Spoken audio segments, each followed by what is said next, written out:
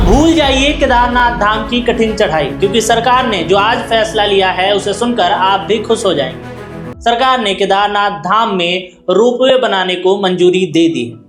अब बिना किसी कठिनाई के, बिना किसी चढ़ाई चढ़े भक्त सीधे केदारनाथ धाम पहुंच सकेंगे। चलिए जानते हैं पूरी खबर क्या है। प्रधानमंत्री नरेंद्र मोदी के ड्रीम प्रोजेक्ट्स में से एक रोपवे परियोजना शुरू करने की कवायद तेज हो गई है। इसके लिए 956 करोड़ रुपए का बजट भी तैयार कर लिया गया है। यह रोपवे तैयार होने से गौरीकुंड से केदारनाथ तक की 16 किलोमीटर की चढ़ाई बस 30 मिनटों में तय कर दी जाएगी। केदारनाथ धाम को रोपवे से जोड़ने की योजना पर काम शुरू हो गया है। पहले चरण में गौरीकुंड से केदारनाथ धाम तक 9.7 किलोमीटर तक लंबा रोपवे बनाया जाएगा, जिससे यात्रा बेहद आसान और सुविधाजनक हो जाएगी। हर साल लाखों श्रद्धालु बाबा केदार के दर्शन के लिए पहुंचते हैं, लेकिन 16 किलोमीटर की कठिन चढ़ाई उनके लिए बड़ी चुनौती बनती है। रोपवे बनने के बाद यह सफर मात्र 30 मिनटों में ही पूरा किया जा सकेगा, जिससे बुजुर्गों को, बच्चों को, महिलाओं को और दिव्यांग लोगों को इस यात्रा में सहूलियत मिलेगी। केदारनाथ मंदिर रुद्रप्रयाग जिले में समुद्र तल से 11,657 फीट की ऊंचाई पर स्थित है।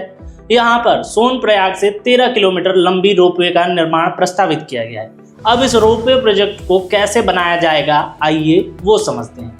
यह कार्य 2 चरणों में पूरा होना है। पहले चरण में गौरीकुंड से केदारनाथ धाम को जोड़ा जाएगा, जबकि दूसरे चरण में सोनप्रयाग से गौरीकुंड के बीच 3 किलोमीटर तक की रोपवे बनाई जाएगी। इसके लिए 956 करोड़ रुपए का बजट भी तैयार कर लिया गया है।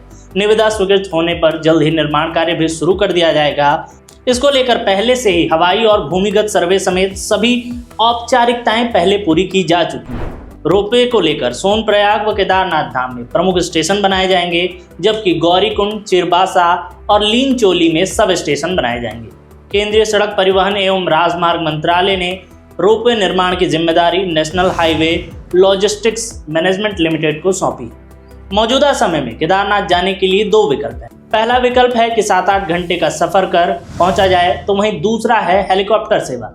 हेलीकॉप्टर सेवा महंगे होने के साथ साथ अधिक मांग को लेकर आसानी से उपलब्ध भी नहीं होते हैं, और यही वजह है कि श्रद्धालु पैदल ही केदारनाथ मंदिर पहुंचते हैं। इसके अलावा हेमकुंड रोपवे पर भी बड़ा अपडेट सामने आया है। सड़क एवं राजमार्ग मंत्रालय ने केदारनाथ और हेमकुंड साहिब रोपवे पर जल्द काम शुरू करने से संबंधित फाइल को वित्त मंत्रालय भेज दिया है।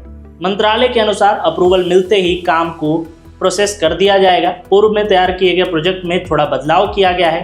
रोपवे निर्माण के लिए मशीनों और अन्य भारी सामानों को ले जाने के लिए कई जगह पहाड़ों की छटाई और पुलों पर भी काम किया जा रहा है, और पुलों को चौड़ा करने का भी काम किया जा रहा है। इस वजह से प्रोजेक्ट को दोबारा भेजा गया है। अब आप सबके मन में ये सवाल आ रहा होगा कि ये कब तक बनकर तैयार होगा, यानी कि हम कब तक केदारनाथ की यात्रा रोपवे से कर पाएंगे।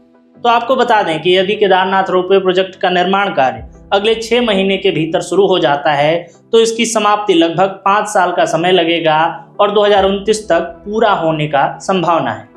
इसके साथ ही केदारनाथ में जो बड़ी बातें हैं वो ये हैं कि पिछले 2 वर्षों में 15 लाख से ज़्यादा तीर्थयात्री हर यात्रा सीजन में केदारनाथ पहुंचे हैं। इनमें से बड़ी संख्या में घोड़ा, खच्चर और डंडी कंडी से पहुंचते थे, लेकिन पैदल जाने वाले जो बुजुर्ग, बच्चे और महिला तीर्थयात्री थे, उनको बड़ी चुनौती का सामना करना पड़ता था। और इसी को देखते हुए प्रधानमंत्री नरेंद्र मोदी का जो केदारनाथ धाम और केदारनाथ मंदिर से लगाव है, यही कारण था कि उन्होंने केदारनाथ रोपवे को अपने ड्रीम प्रोजेक्ट में भी शामिल किया था। लेकिन इन सब के अलावा जो बड़ा सवाल है वो ये है कि क्या इस रोपवे का इस्तेमाल देश का मिडिल क्लास या गरीब कर पाएगा? क्या इस रोपवे का जो टिकट प्राइस होगा वो इतना सामान्य रखा जाएगा जिसे हर कोई अफोर्ड करके बाबा केदार के दर्शन कर पाए? आप इस खबर पर क्या सोचते हैं? वीडियो के कमेंट सेक्शन में ज़रूर बताएं, और ऐसी ही ताज़ा तरीन खबरों को देखने के लिए देखते रहें द हॉक। धन्यवाद।